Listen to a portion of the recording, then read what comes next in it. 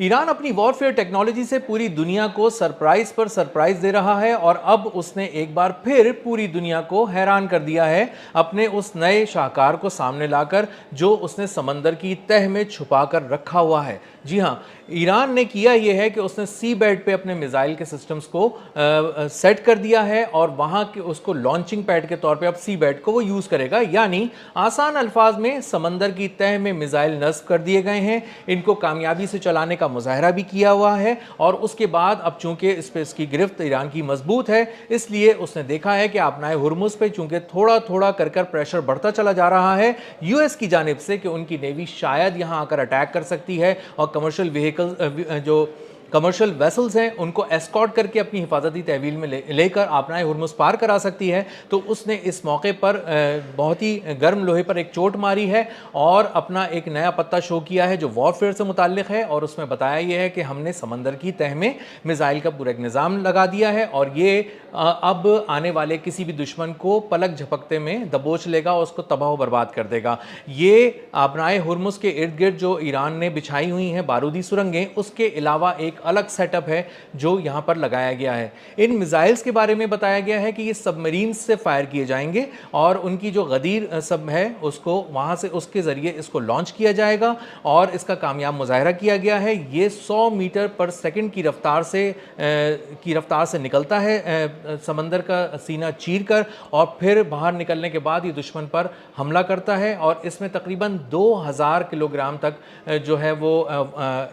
बारूदी मवाद और एक्सप्लोसिव जो है वो ये अपने साथ ले जा सकता है और ये इंतहाई किसी शिप को तबाह करने के लिए और किसी बड़े बहरी बेड़े को निशाना बनाने के लिए ये बहुत काफ़ी है इतना बारूदी मवाद। अब चूँकि आपनाए हुर्मुज़ एक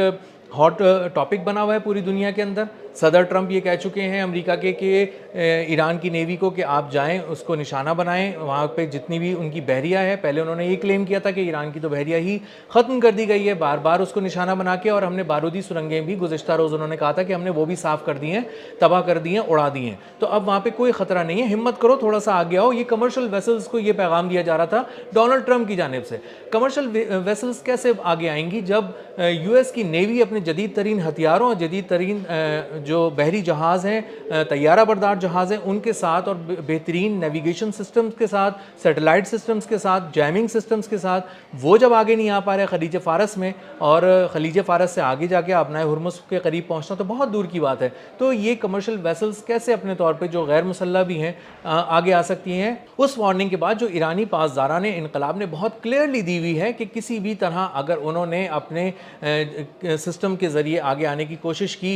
वेसल्स ने तो उन्हें तबाह कर दिया जाएगा। इसी के बाद जो आपनाए हुर्मुज़ पे चूँकि ट्रेड रुकी हुई है, ऑयल ट्रेड भी रुकी हुई है, इसके अलावा किसी किस्म की एनर्जी सप्लाईज उसके रूट के थ्रू नहीं हो पा रही। 33 किलोमीटर ये चौड़ी राहदारी है तिजारती और ये आपनाए हुर्मुज़ कहलाती है और आपनाए हुर्मुज़ जो है बेसिकली खलीज फ़ारस और खलीज ओमान को मिला रहा है। अब यहाँ से कोई एशिया की तरफ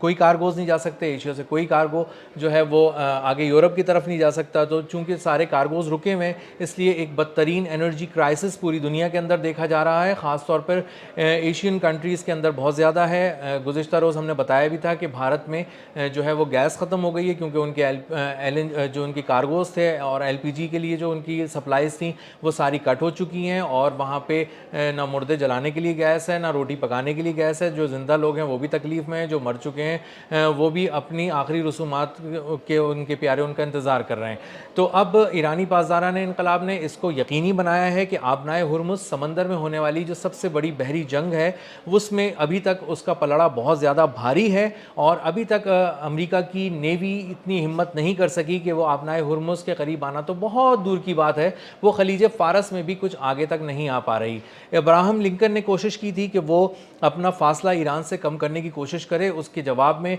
कुछ ऐसे अटैक्स किए गए और उसको ऐसा बांध के मारा गया ईरान की जानिब से जो दुनिया के लिए मिसाल है, अनप्रेसिडेंटेड है। ऐसा कभी नहीं हुआ कि अमरीकी बहरी बेड़े को किसी ने निशाना बनाया हो क्योंकि वो ताकत का सरचश्मा था, इंतहाई जदीद जहाज़ था और उस पर जो इस कदर भयानक और बड़ा हमला किया गया उसके बाद उसको नाकाबिल तलाफ़ी नुकसान पहुँचा और उसको 2000 किलोमीटर दूर ईरान से जाना पड़ा। और अब ये रिपोर्ट्स आ रही हैं कि जो अब्राहम लिंकन है उनका बहरी बेड़ा वो इस वक्त अमेरिका वापस ले जाया जा रहा है और उसको रिप्लेस करेगा HW बुश, उनका एक बहरी बेड़ा, जो कि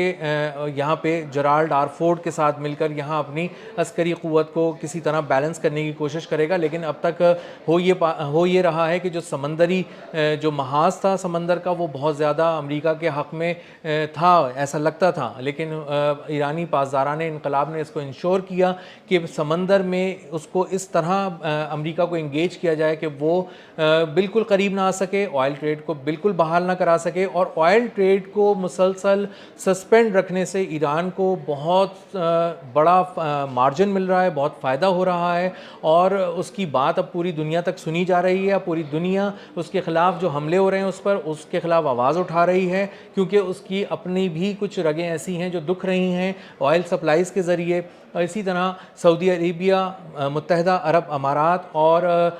इराक़, इसकी ऑयल नर्व को भी काट दिया गया है इसी आबनाए हुर्मुज़ को बंद करके, और वहाँ से ऑयल एक्सपोर्ट्स नहीं हो पा रही, बल्कि अब ऑयल प्रोडक्शन भी बंद होती जा रही है। तो ईरान का जो सरप्राइज़ है, जो उसने सी बेड से मिसाइल्स को फायर किया है और उसने वहाँ पे बारूदी सुरंगें बिछाई हैं, इसके अलावा नेविगेशन सिस्टम को जैम करके जो उसने बहुत से सरप्राइजेस पिछले कुछ अरसे के दौरान खलीज फ़ारस में आबनाए हुर्मुज़ के आसपास दिए हैं। तो आने वाले दिन यही बता रहे हैं कि जो अमरीकी बहरिया है वो इससे अभी दूर रहेगी और कमर्शियल वेसल्स आबनाए हुर्मुज़ पार नहीं कर सकेंगी। और जो